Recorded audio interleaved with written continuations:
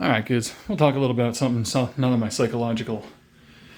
What do we call it? The nebula of compulsive mentalities that stream out of your mind when you're stressed out. Right now that I'm out of that nebula, we'll talk about it, guys. We don't talk about it.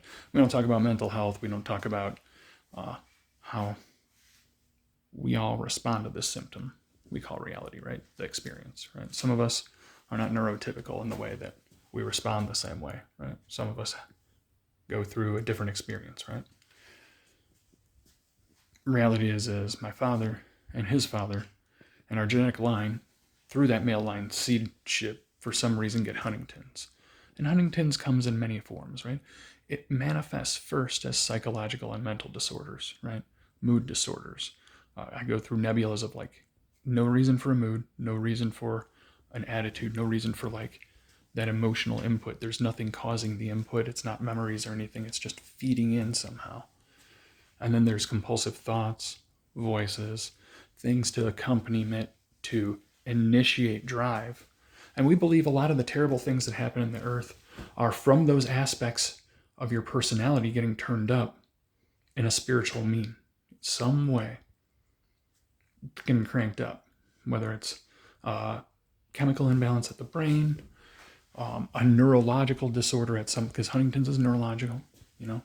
My father was very intelligent. He was a computer architect. He was an architect for the infrastructure for the internet during a time where it was just getting finally widely used in the early 90s.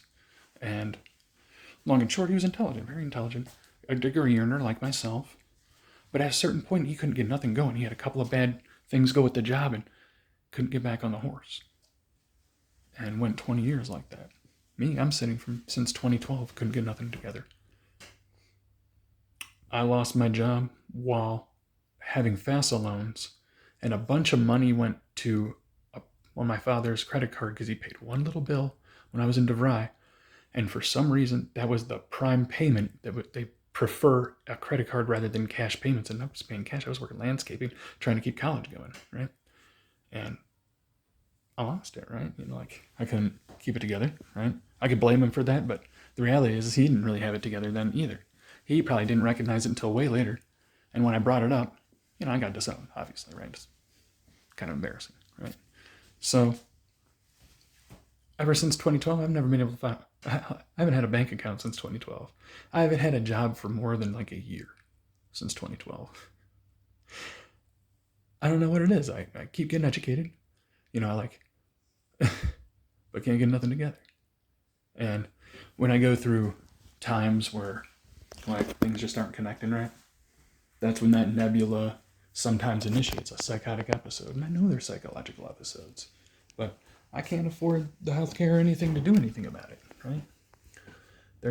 They look at me completely different as a regular American because I've been labeled for whatever reason. So, but we still have needs like everybody else, right? Let's oppress a man for a student loan he can't get paid for because he can't keep a job. And then on top of it, you know, like the medical care he needs because someone had an accident in front of him, or he really got sick, or he got the damn whatever, and he had diarrhea and stuff so bad he had to get freaking an IV. I mean, I've had it happen several times. I can't afford that stuff. Sorry, guys. But it needs me. I shouldn't have to die just because there's a medical system that doesn't want to offer care and compassion to me. No, this thing is for Americans we were sold on a certain thing where we're supposed to have access to it. And the reality is we're looking harshly at people who clearly don't have the means to take care of themselves. Then maybe we should make a societal shift that's more cohesive, right? And that's what I offer. But no one wants to hear about it because all the money that goes to the NGOs and stuff out the window, it's just too easy to just kind of let the status quo roll, because to shake it up would be something else, right? And we know we're moving toward some kind of universal basic income digital platform. Mexico has to do it. These collapsed countries have to do it. I mean, we're pretty much there. We're at the precipice of it, looking down. We need digital currency in order to bring things under control, because they absolutely want to make sure all the money is going to certain things. And the only way to do that is to digitize the money and just make it trackable and traceable, give everybody like a federal credit or bank account where everything is predicated through it, every American, you know. But they don't want to do stuff like that. They want to keep the status quo where, you know, no one's really getting anything. And you know who gets stuff? Other countries, governments, militaries, people who do not belong with all that stuff. They're not going to do anything good with it. They're not going to make families with it. They're going to take families with it because they don't think about the collateral damage they have when they have military warfare. They don't think they're on the hook for, yes, you gave the yes for things that you knew were going to give collateral damage, but you're not on the hook for collateral. The people who went out there to do the work for you is the collateral damage absorber. That doesn't make sense. You know, that doesn't make sense. And no one believes that.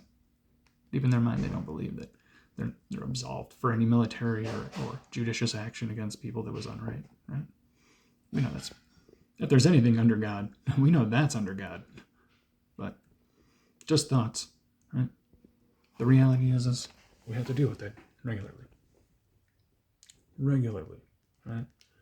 And not make decisions based on our emotional and mental content because we don't know if it's real or not. So, I don't know. Complaining and trying to log what's going on. The more it happens, the more intense it is, the harder it is to fight it, the harder it is to get back to a state where I can be looking at something, filling paperwork out, and not be just a scrambled egg all the goddamn time. I get a couple lucid moments here and there, and I try and use them for stuff, right? But these employers are going to know I'm damaged the moment I get hired. And that's only a matter of time before I'm out. So, I don't know. Just some thoughts, y'all. Y'all have a great rest of your day, y'all. Later.